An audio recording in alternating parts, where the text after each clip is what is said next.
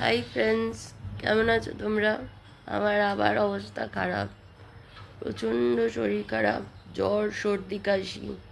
এই ওয়েদারে না সবার একই জিনিস হচ্ছে, তাই ভাবলাম একবার জিজ্ঞেস করে নি তোমরা কেমন আছো।